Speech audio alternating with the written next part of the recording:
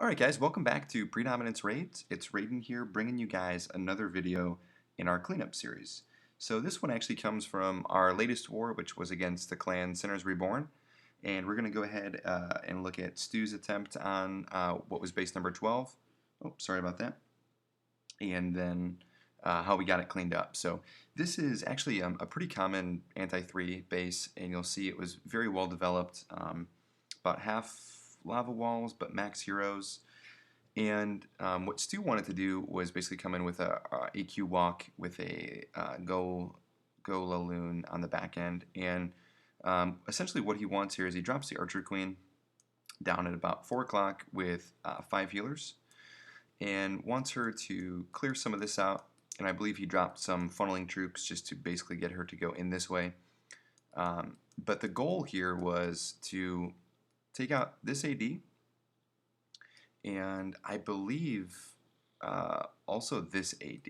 And I think what he wanted was either to wall break in here or just to have his Archer Queen kind of blast through this area, which she does end up doing. Deal with the Clan Castle troops, get some of this Loon targeting defenses on the outside, and then come in with one Golem, some Funnel Whiz, and his BK over here at 9 o'clock. Wall break in here just to pick up that third AD. What ends up happening is Archer Queen ends up actually going down, and it's a huge time issue. It takes him a while to get through here, so I'll have to ask him out. I'm not sure. You only had 5 wall breakers. It may have been easier to wall break both the Queen and the Barbarian King instead of having the Queen shoot through there. And I'm sorry, he did bring Earthquake spells, so maybe he meant to actually Earthquake in this section. I'm not sure. We'll go ahead and take a look, though. It was a really good plan, just ends up cutting it really close on time and runs out of time.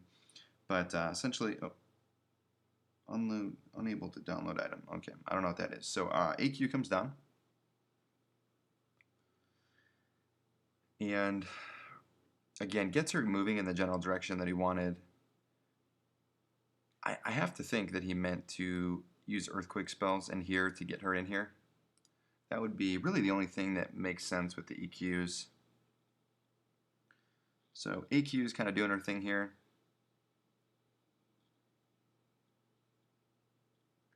Dropped a wizard down here. Didn't really accomplish anything. But nice rage spell here as there's 3 points defense plus the Barbarian King engaging, so definitely needed it. CC comes out and has no poison for them, so he is going to need to probably pop the ability here for that dragon.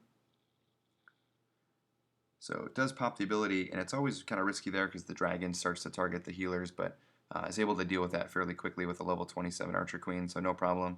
And then here's the point in which it's really just killing time, so just trying to blast through this wall.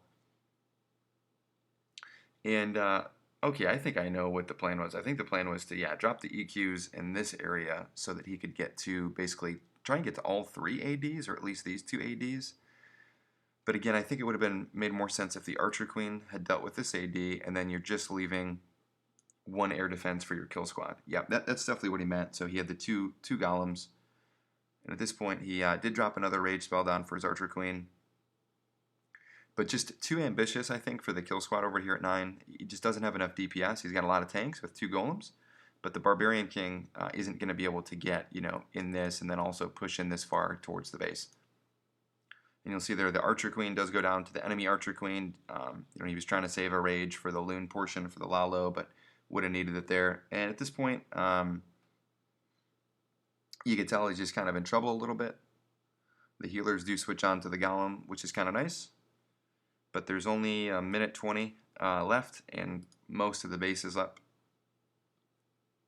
So kind of tries to salvage it here and help out his kill squad by dropping some Loons in, but doesn't even get any of those defenses down. And then at this point, he does come in with his Lalo. Just the one Lava Hound because he was only planning on 1 AD being up. But only the 1 spell left for him as well. And there's just too much of the base left. So we're going to go ahead and speed some of this up. And the Loon portion was good. And again, he had his Archer Queen stayed up. I think he would have got it. But again, I think the better option would have been to Earthquake in this area. Because you'll see here, he just runs out of time. All the defenses are down. but just not enough cleanup troops.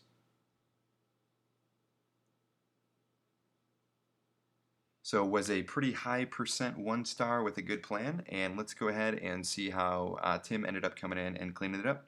Okay, so I always think it's interesting when the first attack is kind of an air attack, and then the second attack is a ground attack, just because it's almost like doing it fresh. You don't know where a lot of the double giant bomb locations are. You know, you do kind of somewhat have a process of elimination from the Teslas, but this was another Archer Queen walk, but what I loved about this is Tim just really had a plan for every potential double giant bomb spot. So obviously you've got a potential DBG there, you've got one here, and you've got one here and here. Those are going to be the 4 most likely ones. So what Tim opts to do is do an AQ walk with 4 healers, basically drop her at 9 and push her down this way.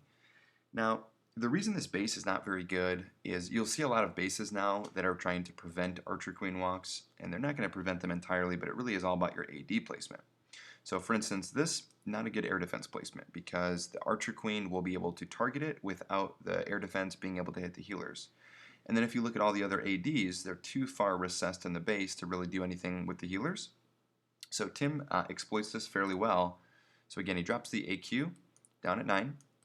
And is going to push her down this way. And what she's going to take out, she's going to get huge value for this walk. So she's going to take out a lot of this point defense. She's going to take out these 2 defenses, which is key because it then neutralizes the double giant bomb set there. Now, what I liked is he didn't really have a plan for this. He knew his kill squad wasn't going to get here. He knew his Archer Queen wasn't going to push in the base.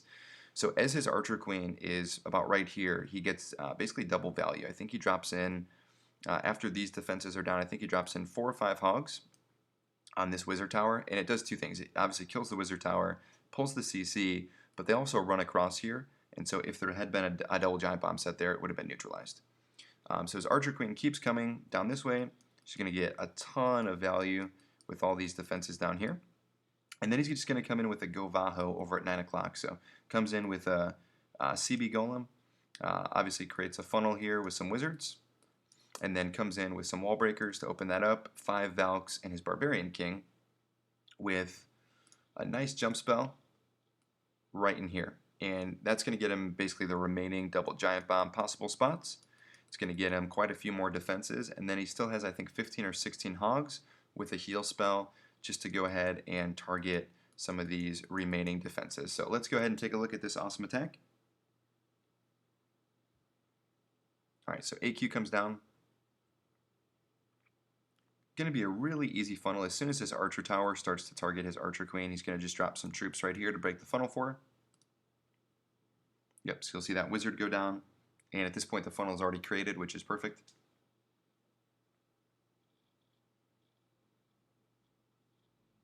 So again, guys, it's about having a plan for every possible spot that could come up in the base. And Tim does an unbelievable job there of just dissecting the double giant bomb locations and figuring out how to deal with each one of them. You never want to plan something, half-ass, or plan, most of it and say, oh, well, I'll just kind of figure it out on the fly. Figuring stuff out on the fly does happen, but you want to be able to go ahead and at least have a plan for every spot of the base. So again, you see those hogs cross over. There isn't the double giant bomb there, but again, that's not the point. It was triggering it if there had been one. So CC comes out, drops a nice poison.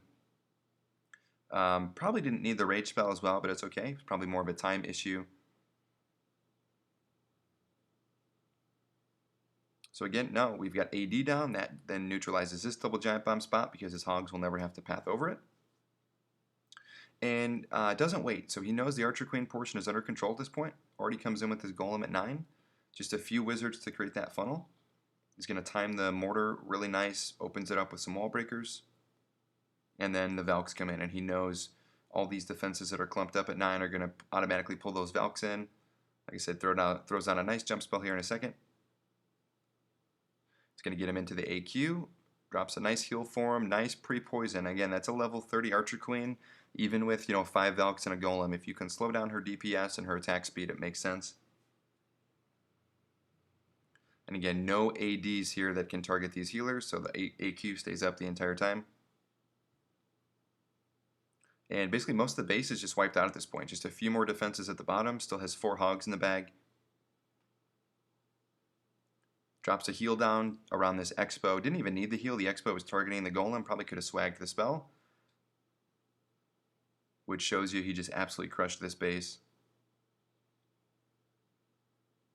And the enemy BK is alive, but about to go down. Here's a swarm of hogs go on it. And then nice cleanup troops at the top. And you'll see here the AQ is still up, hogs are still up. So all signs that he absolutely just wrecked this base. And we'll go ahead and speed it up here as it's just a cleanup. But good attempt by Stu. Better clean there by Tim.